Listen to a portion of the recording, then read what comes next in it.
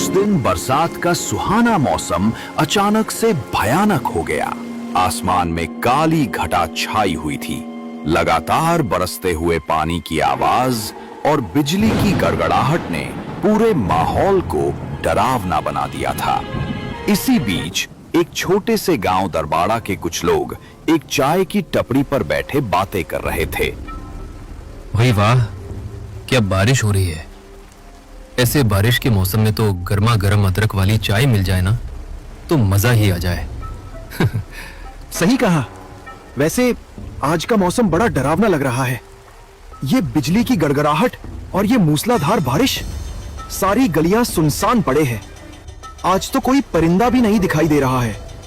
पता नहीं क्यों ऐसा लग रहा है जैसे कहीं कोई अनहोनी घट रही है। अरे तुम लोग तो बिना बात के ही डरते हो।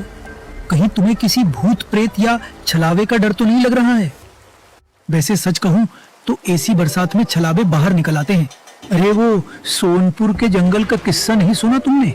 आजकल उस जंगल के बारे में बड़ी खबरें आ रही हैं। लोग तो ट्रक लेकर इधर उधर जाते रहते हो, जरा सावधान रहना। शैलेन काका की बात सुनकर सबके चेहरे पर कुछ चिंता के भाव आ गए, लेकिन माहौल को हल्का करने के लिए किशन बोला, अरे काका, ऐसा कुछ नहीं है।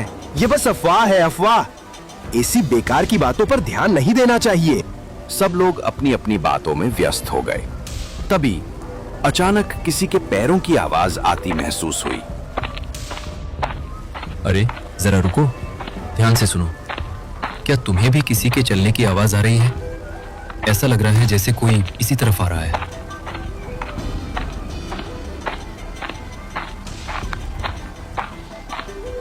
अरे ये तो रघु है। बाप रे बाप, मैं तो कुछ और ही समझा था। तो क्या तुम मुझे भूत समझे थे? अरे मैं तो मजाक कर रहा था रघु भैया, तुम तो बुरा मान गए। हाँ, ठीक है। मैं तो किशन उस्ताद को बुलाने आया था। उस्ताद, मालिक ने बुलाया है, माल लेकर शहर जाना है। क्या? अरे रघु, ऐसा भी क्या हो गया जो आज बारिश के मौसम में भी मालिक को काम पर भेजना है? और जाना कहाँ है? मुझे नहीं पता, मुझे तो बस बुलाने को कहा। ठीक है भाई, चलो मैं चलता हूँ। मुझे तो काम पर जाना पड़ेगा। तुम लोग बैठकर बातें करो। ध्यान से जाना किशन बेटा, मौसम खराब है। ऐसे मौसम में रास्ते सुनसान होते हैं और बरसात के मौसम में रात में जंगल के रास्ते से सफर करना ठीक नहीं होता। भूत प्रेत और छलावे इधर उधर मंडराने लगते हैं। हाँ काका, आप चिंता ना करें, मैं ध्यान रखूंगा। वैसे मैं किसी भूत प्रेत से नहीं डरता, ये सब कहने की बातें होती है।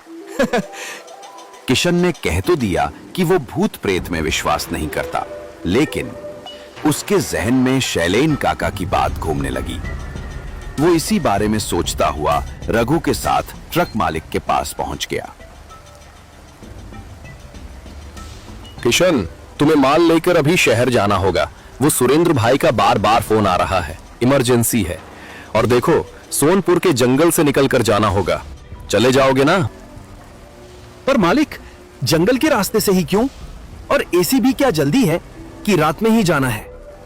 क्योंकि सुरेंद्र भाई को सुबह होने से पहले ही माल की डिलीवरी देनी है, और जंगल के रास्ते से तुम जल्दी पहुंच जाओगे। सड़क से गए तो दोपहर तक पहुंचोगे, देर हो जाएगी। और हाँ, उनसे पैसों का हिसाब किताब जरा सही से कर लेना। अभी पहले के पैसे भी बकाया है उन पर, समझ गए ना? पर मालिक, वो जंगल तो बहुत घना है और सुना है वहाँ छलावे और पिशाचों का भी डेरा रहता है। अरे चुप कर रघु, ऐसा कुछ नहीं है। ये सब सुनी सुनाई बातें हैं। ऐसी बातों पर यकीन मत किया कर। मुझे माल लेकर जाना पड़ेगा क्योंकि मुझे पैसों की जरूरत है। मालिक, मैं चला जाऊंगा। रघु चल, तू भी चल मेरे साथ। किशन रघु को साथ लेकर शहर जाने के लिए तैयार हो गया। बिजली की तेज गड़गड़ाहट और भारी बारिश के बीच वे दोनों अपनी अपनी सीट पर बैठ गए। किशन ने स्टीयरिंग को छूकर बजरंगबली का नाम लिया। जय बजरंगबली! और ट्रक स्टार्ट कर दिया। लेकिन किशन नहीं जानता था कि जिस रास्ते का वो सफर करने जा रहा है वो उसका आखिरी सफर होने वाला था। वे दोनों रात के उस घने अंधेरे में निकल पड़े। दोनों बातें करते हुए और गुनगुनाते हुए अपनी ही धुन में चले जा रहे थे। जिंदगी एक सफर है सुहाना, यहाँ कल क्या हो किसने जाना। रास्ता बिल्कुल सुनसान था। दूर दूर तक कोई बस्ती या इंसान दिखाई नहीं दे रहा था। जैसे ही वे सोनपुर के जंगलों के पास पहुंचे तो उन्हें एक ढाबा दिखाई दिया। अरे उस्ताद, वो देखो, वहाँ एक ढाबा चमक रहा है। बड़े जोरों की भूख भी लगी है। चलो ना, कुछ खा लेते हैं। अरे रघु, भूख तो मुझे भी लगी है, पर ये कुछ अजीब नहीं है। इतने सुनसान जंगल में ये ढाबा, बात कुछ हजम नहीं हो रही है। ओहो उस्ताद, तुम तो कहते हो कि तुम किसी से नहीं डरते। अब ढाबा देखकर डर क्यों रहे हो भला? अरे कितने लोग जाते होंगे इस रास्ते से, इसीलिए किसी ने यहाँ ये ढाबा खोला होगा। चलो ना, चलते हैं। बहुत जोर की भूख लगी है। अरे अभी तो रास्ता बहुत लंबा है। अच्छा ठीक है, चल फिर। दोनों ने ट्रक को सड़क पर एक तरफ खड़ा किया और ढाबे पर पहुंच गए।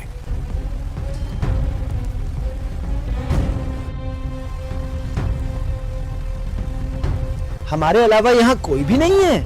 ये कैसा ढाबा है? अरे वो देख रघु, वहां कोई है। अरे भाई साहब, कुछ खाने के लिए मिलेगा यहाँ? बड़ी भूख लगी है। बैठ जाइए, लाता हूं।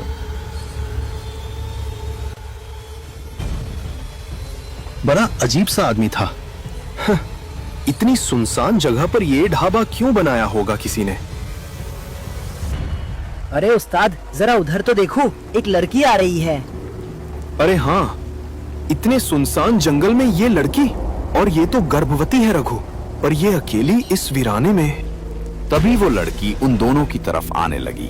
उसे अपनी ओर आता देख किशन और रघु कुछ हिचकिचा गए। भैया, वो मेरी यहाँ गाड़ी खराब हो गई है। आप मुझे अपनी ट्रक में लिफ्ट दे देंगे क्या? अरे आप अकेली हो क्या? और आपको जाना कहाँ है? सोनपुर के जंगल में, वही मेरा घर है। सोनपुर के जंगलों में? जंगल में घर? जी, वही मेरा घर है। मुझे वही जाना है। पर आपको कैसे पता कि हमारे पास ट्रक है? वो मैंने बाहर सड़क पर एक ट्रक देखा था, और यहाँ आप दोनों के अलावा कोई नहीं है, तो मैं समझ गई कि वो ट्रक आपका ही है। वो सब छोड़िए, आप चलिए, मुझे जल्दी से घर पहुँचना है, देर हो रही है। अजी जी, आप चलिए, हम अभी आते हैं। कुछ खाने के लिए ले लेते हैं, रास्ते में खा लेंगे।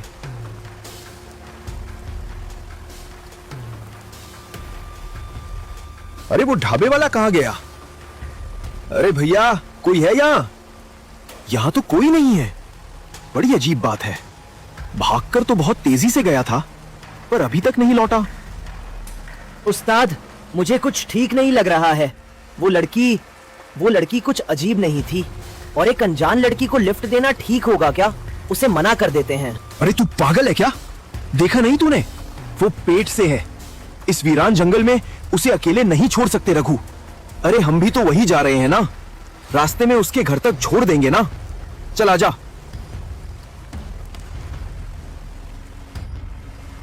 दोनों बिना कुछ खाए ही वहां से ट्रक की ओर चल दिए। जैसे ही वे ढाबे से बाहर आए, उन्हें वो लड़की कहीं दिखाई नहीं दी, और जब उन्होंने पीछे मुड़कर देखा तो वहां पर कोई ढाबा भी नहीं था। अब दोनों घबरा गए। अरे ये क्या? वो ढाबा कहाँ गया? और ये देखो उस्ताद, वो लड़की भी नहीं है यहाँ, और ना ही उसकी गाड़ी है। ये क्या है? इसका मतलब ये सब एक छलावा था। रघु, भाग भाग यहाँ से। अगर थोड़ी देर और यहाँ रुके तो समझ ले आज जिंदा वापस नहीं जाएंगे। भाग रघु, भाग। दोनों जल्दी से ट्रक के अंदर बैठ गए और किशन ने ट्रक को सुनसान सड़क के ऊपर दौड़ाना शुरू किया। रात के 12 बज चुके थे। घना अंधेरा छाया हुआ था। इस समय उस सड़क पर कोई सवारी भी नजर नहीं आ रही थी। जैसे ही उन्होंने सोनपुर की सीमा में प्रवेश किया, अचानक एक काली बिल्ली ने उनका रास्ता काट दिया। रघु घबरा गया और बोला, उस्ताद, वो देखो, काली बिल्ली, उसने हमारा रास्ता काट दिया। रघु, तू डरा मत। एक तो वैसे ही मेरा दिमाग खराब हो गया है, और ऊपर से तू। अरे जंगल है तो जानवर तो होंगे ही ना, इसमें इतना घबराने की क्या बात है? हाँ, पर बिल्ली का रास्ता कटना अच्छा नहीं माना जाता। तभी रघु ने ट्रक में बिल्ली के रोने की आवाज सुनी। उसने तुरंत शीशे से बाहर देखा तो घना जंगल और चारों तरफ बड़े बड़े पेड़ ही नजर आ रहे थे। रघु ने किशन की तरफ देखा और उससे बोला, अरे उस्ताद, क्या आपको भी बिल्ली के रोने की आवाज हवा में गूंजती हुई सुनाई दे रही है क्या? हाँ हाँ, आवाज तो आ रही है, पर वो बिल्ली तो बहुत पहले ट्रक के सामने नजर आई थी, और अब तो आसपास कोई जानवर भी दिखाई नहीं दे रहा है। फिर ये आवाज बार बार गूंज क्यों रही है?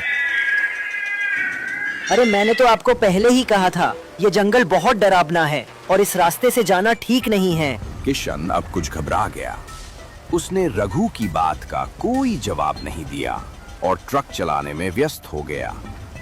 रात के करीब 2 बज चुके थे। बारिश और भी तेज हो गई थी। तभी अचानक किशन ने अपनी साइड वाले शीशे में देखा कि उनकी गाड़ी के पीछे पीछे कोई भाग रहा है। जब उसने ध्यान से देखा तो ये वही काली बिल्ली थी जो उनका रास्ता काट कर गई थी। ये सब देखकर किशन के चेहरे पर परेशानी के भाव उभर आए। उसे परेशान देखकर रघु उससे बोला, क्या हुआ उस्ताद? इतने डरे हुए और घबराए हुए क्यों लग रहे हो? रघु, जरा अपनी साइड वाले शीशे में देख। क्या तुझे भी कोई बिल्ली नजर आ रही है? हाँ हाँ, पर ऐसा क्यों? ये हमारे ट्रक के पीछे ऐसे क्यों भाग रही है? अंधेरी रात में चारों तरफ सन्नाटा और हल्की धुंध के साथ ट्रक की हेडलाइट्स अंधेरे को चीरती हुई जैसे ही आगे की तरफ बढ़ी, तभी उनको एक पीपल का पेड़ दिखाई दिया और उस पेड़ पर उनको सफेद कपड़े जैसा कुछ लटका हुआ नजर आया। वो देखो उस्ताद, सामने पेड़ पर कुछ सफेद कपड़ा जैसा लटका हुआ दिखाई देता है। जैसे ही वे दोनों थोड़ा पास पहुंचे, उनको एक औरत पेड़ पर उल्टी लटकी हुई नजर आई। नहीं नहीं, वो क्या था? अभी मेरी आंखों ने जो देखा, क्या वो सब सच था? रघु, तूने देखा? उस पेड़ पर कोई सफेद साड़ी में औरत उल्टी लटक रही थी। कहीं ये भी कोई छलावा तो नहीं था? हे भगवान, ये रास्ता बहुत डरावना लगने लगा है। यहाँ पूरे रास्ते में ना तो कोई गाड़ी है ना कोई आदमी, बस कदम कदम पर छलावे दिखाई दे रहे हैं। अब किशन ने घबराते हुए ट्रक को तेज कर लिया। रघु ने घबराते हुए इधर उधर देखा तो बस बड़े बड़े पेड़ और पहाड़ ही दिखाई दे रहे थे। अब जैसे ही वे थोड़ी दूर पहुंचे तो उनके ट्रक के सामने धुंध में एक औरत खड़ी हुई नजर आई। ये वही गर्भवती औरत थी जो उनको ढाबे पर मिली थी। अरे उस्ताद, ये तो वही लड़की है जो हमें ढाबे पर मिली थी। ये कोई इंसान नहीं है उस्ताद, ये छलावा है, छलावा। ट्रक मत रोकना उस्ताद, चलते रहो। किशन ने एक्सीलेटर पर पैर दबाया और ट्रक की स्पीड को बढ़ा दिया। जैसे ही उसने ट्रक तेज किया, वो औरत तुरंत वहां से गायब हो गई और ट्रक धुएं को चीरता हुआ आगे निकल गया। अरे वो औरत कहां गई? कहीं वो ट्रक के नीचे तो नहीं आ गई? अरे नहीं नहीं, वो कोई औरत नहीं थी, वो कोई छलावा थी उस्ताद। जरा आप ही सोचो, इस समय इस घने जंगल में कोई औरत कैसे हो सकती है, वो भी अकेली, इस हालत में। सही कहा तूने। अब यहाँ ज्यादा देर रुकना ठीक नहीं होगा। हमें जल्दी से यहाँ से निकल जाना चाहिए। छलावे के डर से घबराहट में दोनों के पसीने छूट रहे थे। अब जैसे ही ट्रक की रफ्तार तेज होने लगी तो अचानक किशन को ट्रक में कुछ खराबी का एहसास हुआ। किशन को जल्दी से माल की डिलीवरी करने शहर पहुंचना था, पर ऐसा अभी संभव कहां था। अचानक से ट्रक में कुछ अजीब सी आवाज होने लगी और थोड़ी ही देर में ट्रक रुक गया। उन दोनों को लगा कि शायद ट्रक में कुछ खराबी आ गई है। वे दोनों ट्रक से नीचे उतरे और चारों टायरों को चेक करने लगे, लेकिन उन्हें कुछ भी खराबी नजर नहीं आई। फिर किशन ने ट्रक का बोनट उठाने के लिए जैसे ही हाथ बढ़ाया, तभी रघु के जोर से चिल्लाने की आवाज आई। किशन ट्रक के पीछे की तरफ दौड़ा। क्या हुआ रघु? तू चिल्लाया क्यों? ये बिल्ली, इसने मेरे हाथ पर हमला किया। उस बिल्ली की आंखों में अजीब सी चमक थी। उसकी आंखें लाल और चेहरे पर गुस्सा था। ये सब देखकर दोनों घबरा गए और गाड़ी की तरफ दौड़े।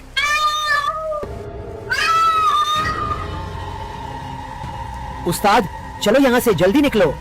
दोनों गाड़ी में बैठकर वहां से तेजी से निकल गए।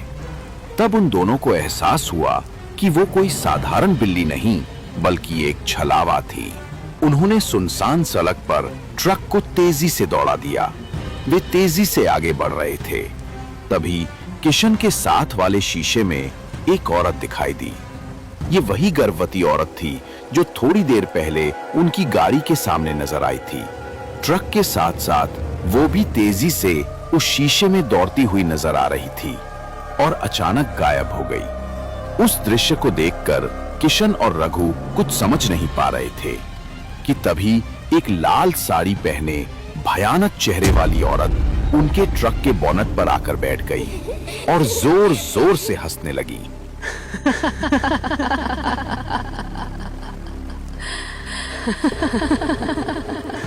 उसका चेहरा किसी चुड़ैल जैसा भयानक था। उसकी आंखें लाल थी, जैसे उनमें गुस्सा और प्रतिशोध भरा हो। वो तेजी से दौड़ते हुए ट्रक के ऊपर बैठी थी और एक भयानक हंसी हंस रही थी। हंसते हंसते वो अचानक से गायब हो गई।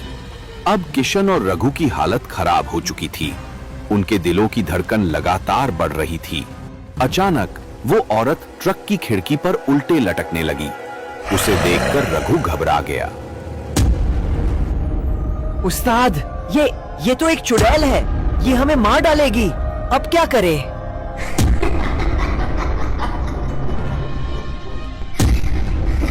रघु, तू घबरा मत। हिम्मत से काम ले।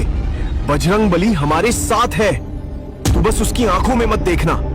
मैंने सुना है चुड़ैल की आंखों में देखने से मौत हो जाती है। ये हमारा कुछ नहीं बिगाड़ पाएगी। ये मेरा रास्ता है। क्यों आए हो तुम यहाँ? क्यों? आज मैं तुम्हें नहीं छोड़ूंगी। तुम्हारी हिम्मत कैसे हुई? इस जंगल में कदम रखने की तुम्हारी हिम्मत कैसे हुई? मेरी मर्जी के बिना यहाँ जो भी आता है वो जिंदा वापस नहीं जाता। किशन हनुमान जी का पक्का भक्त था। वो अपने डर को छोड़कर हनुमान चालीसा का पाठ करने लगा। जय हनुमान ज्ञान गुण सागर, जय कपीस तिहु लोक उजागर, रामदूत अतुलित बलधामा, अंजनी पुत्र पवन सुत नामा। महावीर विक्रम बजरंगी, कुमति निवार सुमति के संगी, कंचन बरन विराज सुबेसा, कानन कुंडल कुंचित केसा। जैसे जैसे किशन हनुमान चालीसा बोल रहा था, वो चुड़ैल बेचैन हो रही थी। वो अपने कानों को बंद किए छटपटा रही थी। जय बजरंग बली। नहीं, रुक जा। इस आवाज से मेरा शरीर जल रहा है। रुक जा, नहीं तो अच्छा नहीं होगा। तू आज मेरे हाथों से नहीं बचेगा। उस्ताद, ये तो पीछा ही नहीं छोड़ रही है। हनुमान चालीसा के प्रभाव से ये कमजोर पड़ गई है। अब ये अंदर नहीं आ पाएगी। हे प्रभु, हे बजरंग बली, आज बचा लो। फिर कभी इस रास्ते से नहीं आऊंगा। प्रभु, जब तक रोशनी नहीं मिलती तब तक ये हमारा पीछा नहीं छोड़ेगी। अब तो सब बजरंग बली के हाथ में है। अब बारिश रुक चुकी थी। हल्का सवेरा होने लगा था। दूर कहीं मंदिर से घंटे की आवाज आने लगी। उस भयानक औरत का छलावा मंदिर की घंटियों की आवाज और सुबह की रोशनी से बेचैन होकर धुएं में घुलकर गायब हो गया। प्रभु, देख, हम बच गए। बजरंग बली की कृपा से हम बच गए रघु। जय बजरंग बली।